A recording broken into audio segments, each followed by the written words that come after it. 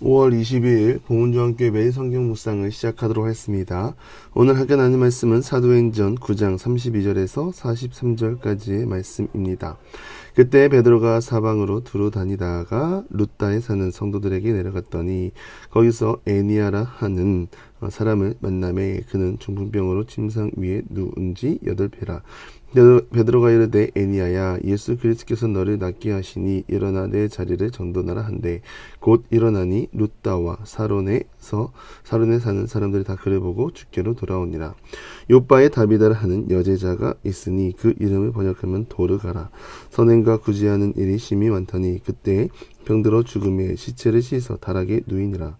룻다가 요바에 가까운지라 제자들이 베드로가 거기 있음을 듣고 두 사람을 보내어 지체 말고 와 달라고 간청하여 베드로가 일어나 그와 함께 가서 이르매 그들이 데리고 다락방에 올라가니 모든 과부가 베드로 곁에 서서 울며 도르가가 그들과 함께 있을 때에 지은 속옷과 겉옷을 다 내보이거늘 베드로가 사람을 다 내보내고 무릎을 꿇고 기도하고 돌이켜 시체를 향하여 이르되 다비다야 일어나라 하니 그가 눈을 떠 베드로를 보고 일어나 앉는지라.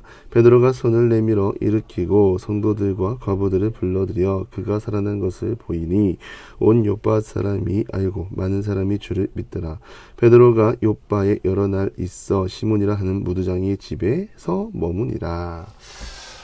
사도행전을 성령행전이라고도 합니다. 성령 하나님의 역할이 무엇입니까? 돕는 분, 생각나게 하는 분, 기적과 치유를 베풀어 하나님을 드러내 보이시는 분이십니다.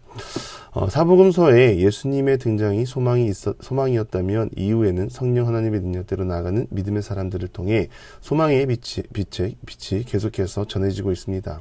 결국 예수님이 없고 부활했다는 것은 눈에 보이는 예수님이 없기에 절망이 아니라 성령 하나님의 은혜로 여전히 소망의 빛을 전할 수 있다는 것을 말하고 있습니다. 베드로가 사방으로 두루 다녔다고 합니다. 사도들이 열심히 돌아다니며 복음을 전했습니다. 근데 우리는 여기서 한 가지 주의 깊게 봐야 할 것이 있습니다. 부활의 복음은 한 민족만을 위한 것이 아닙니다. 후에 사도들은 이방인에게 보내겠지만 이 사도들은 흩어졌을지라도 이방인들에게 복음이 온전하게 전해지진 않은 상황이었습니다. 복음은 더 흘러가야 합니다. 복음은 한 사람도 빠지지 않고 들을 수 있도록 전해야 합니다. 우리의 사명이 바로 그것입니다. 우리만의 복음으로 끝나는 것이 아니라 가서 전하고 복음으로 살아갈 수 있도록 절망 중에 소망을 발견할 수 있도록 은혜를 선포하는 것, 그것이 우리의 사명입니다. 우리 또한 간절히 바라기는 우리의 믿음과 신앙이 교회 안에 갇히지 않기를 바랍니다. 그렇다면 하나님께서 우리를 왜 모이게 하셨는가? 여러분이 이 게임을 하다 보면 노멀존이라는 것이 있습니다. 이곳은 이렇게 전투를 하는 그런 곳이 아니라 이런 마을이라는 이런 안전한 곳에 모여서 온라인 상황에서 대화를 하고 또 전투를 하기에 앞서 회복을 하고 체력을 보충하는 곳입니다. 교회가 바로 그런 곳과 마찬가지죠. 교회 문만 열고 나아가면 적군투성이입니다. 싸울 수 있는 준비를 하고 우리는 세상으로 나아가는 것이죠. 부족하기에 성령의 충만을 받고 주님의 위로를 받고 다시 세상에 나아가서 복음을 전하기 위해 교회에서 모여 예배하고 규제를 하는 것입니다. 그러니 교회가 제 역할을 하지 못하면 위로받고 회복할 곳이 없게 되는 것입니다. 채워지지 않으니 교회를 떠나 세상을 유랑하는 자가 되는 것입니다. 그것은 지극히 자연적입니다. 그래서 교회는 늘 성령으로 깨어 있어야 하고 우리가 서로 품어줄 수 있는 넉넉함이 각자에게 있어야 합니다. 그것은 베드로를 봤을 때 성령 충만이 얼마나 중요한 것인지 우리가 알 수 있습니다. 성령에 충만할 때 맡겨진 사역 감당할 수 있고요. 능력대로 일하시는 하나님의 은혜를 선포할 수 있습니다. 사람을 8년 동안 누워있는 자를 일으키는 것이 중요합니까? 물론 중요할 수 있습니다. 그러나 이 말씀의 핵심은 다시 일어나 봐야 사람은 죽습니다. 남은 생 편하게 살자고 일으킴을 받는다. 그게 중요한 것이 아니라 누워있는 자를 일으키시는 하나님이십니다. 중풍병자를 통해 하나님을 보자는 것입니다. 하나님께 나아가자는 것입니다. 소망이 없고 아무것도 할 수 없었던 자이지만 믿음으로 일어나라고 했을 때 일어나고 일어나서 하나님께 영광을 돌리는 삶, 그렇게 살아가자고 베드로 사도가 말하고 있는 것이죠. 우리의 삶이 되어야 할 줄 믿습니다. 잠깐 평안의 회복과 행복이 우리의 초점을 맞추지 않기를 바랍니다. 우리 삶을 통하여 하나님께 영광 돌리는데 쓰임받기 원하고 나에게 없는 것을 찾기보다 나와 함께 하신 하나님, 부활의 주님, 이 세상이 줄 수 없는 소망의 빛을 늘 붙들고 나가는 믿음의 사람들이 다 되기를 바랍니다. 하나님을 믿고 신뢰할 때 사람들은 주께로 돌아오는 은혜가 넘칠 줄 믿습니다. 왜 돌아와야 합니까? 이들이 먼저 하나님의 자녀들이었습니다. 세상이 좋다고 세상으로 향했는데 그럼에도 불구하고 하나님은 이들을 사랑하시고 여전히 기다리고 계시기 때문입니다. 다른 데 이유가 있는 것이 아닙니다. 한 영혼을 지극히 사랑하신 하나님, 그 사랑을 통하여 하나님은 사람을 부르시고 보내시고 회복시키시고 온 땅이 하나님을 예배하는 그날이 속히 오기를 기대하고 기도하고 있는 것입니다.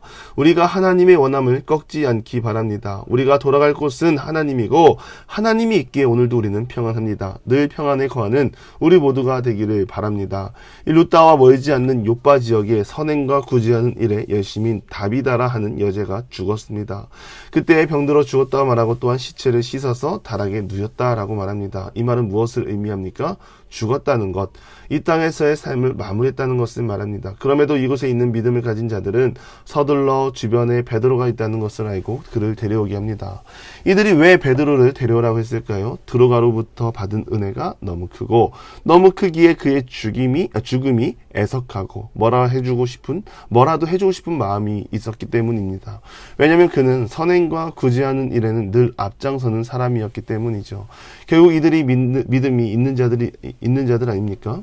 이들의 믿음은 죽은 자도 살리는 하나님, 바로 옆에서는 8년 동안 누워있던 중풍병을 걸린 사람을 낫게 했다는 소문을 듣고 베드로를 급히 찾아 나선 것이죠. 다 끝난 것 같지만 끝이 아니라 우리가 믿는 하나님이라면 분명 응답하리라는 확신으로 행한 것입니다.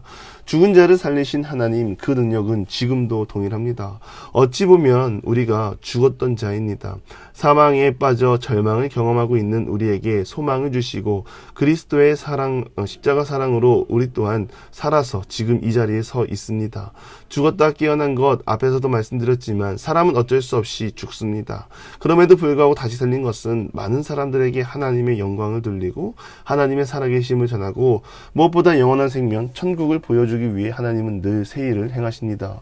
우리가 영원한 천국을 사모하며 나아갈 때 많은 사람을 통하여 주를 믿는 은혜가 흘러가고 많은 사람이 주께 돌아오는 역사가 일어날 줄 믿습니다. 무엇보다 다비다의 죽음에 함께 모여 눈물을 흘리고 아파하는 공동체, 그 가운데 하나님의 위로와 소망을 간구하는 공동체가 되기를 바랍니다. 하나님이 우리를 붙여주셨습니다. 우리의 교제와 나눔이 세상 어디에서도 얻을 수 없는 깊은 나눔, 깊은 교제로 나아가기를 간절히 바라고 서로 사랑하는 사랑으로 서로에게 덕이 되고 기쁨이 되고 소망을 전하며 나가는 우리 모든 기도의 용사들이 되기를 주님의 이름으로 간절히 축원합니다. 기도하겠습니다. 하나님, 무엇보다 성령의 능력을 의지하게 하시고 늘 소망의 주님을 바라보고 나아가는 믿음의 사람들이 다 되게 하여 주시옵소서. 주님을 기대하고 주님을 바라며 나아가게 하시고 간절한 기대와 소망을 늘 주님께 고정하고 나아가는 믿음의 사람들이 다 되게 하여 주시옵소서.